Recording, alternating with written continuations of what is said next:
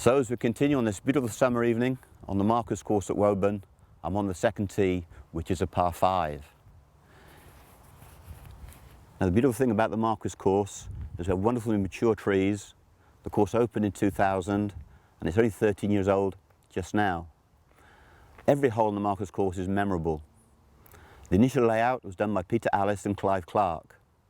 But it became a masterpiece because of a collaboration between Ross McMurray of European Tour courses and our own late great Alex Hay. The Marcus course really was Alex's baby. He was out here every day making sure the right trees were taken down and protecting the mature trees, and the subtleties of the greens and the tees are absolutely wonderful to behold. And every time you play the Marcus course you'll remember every hole, particularly the par 5s. So this second hole is a reachable par 5 for me. Sometimes you can be too cautious.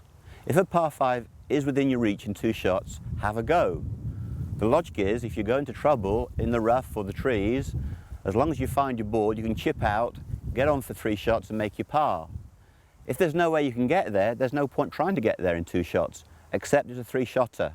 But this evening, on the second tee of the Marcus, I'm going to go for it as a 2-shotter. Now it's a dogleg to my left. So it's important that I move the ball from right to left. So my send line now is going to be the left-hand edge of the left fairway bunker. That is the line that I'm going to start the ball on and hopefully turn the ball over into some draw spin.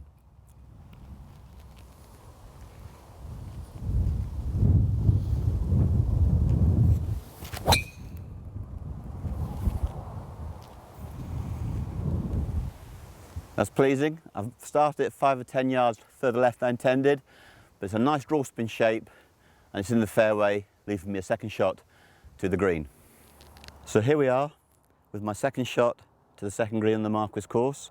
I've hit my drive into play. I'm about 5 or 10 yards a little bit further left than I wanted to be, so I'm going to have to move the ball from right to left to get at the flag.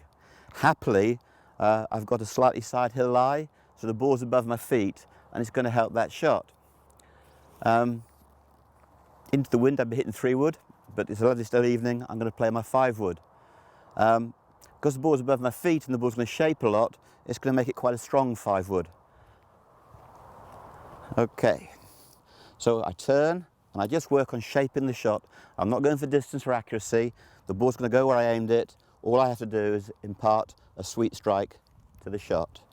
And I've got draw spin in my mind.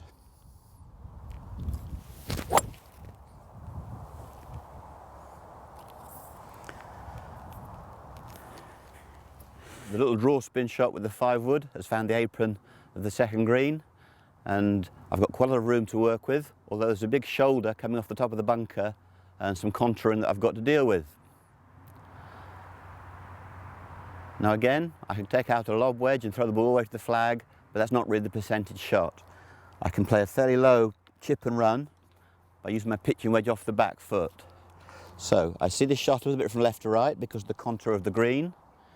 In other words, I'm going to aim about 5 foot left of the stick and let the contours and gravity do the rest. Like all shots around the green, the primary concern is how hard am I going to hit it. I'm pretty sure I've got the line. Whether I get up and down in 2 just depends on the weight that I give the shot. So I play that to the left, it's raining down the hill, a little bit brave, about 15 feet behind the stick. But at least I've got an uphill putt. So on this nice summer evening, I found that the whole of this putt is in the shade.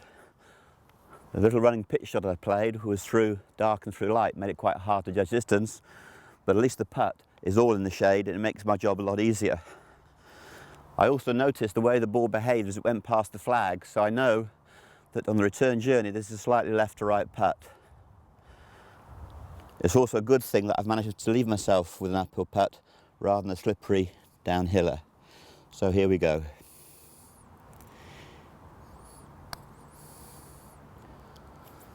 Touch on the high side, but I'll take a par. Okay, let's go and play a par 3.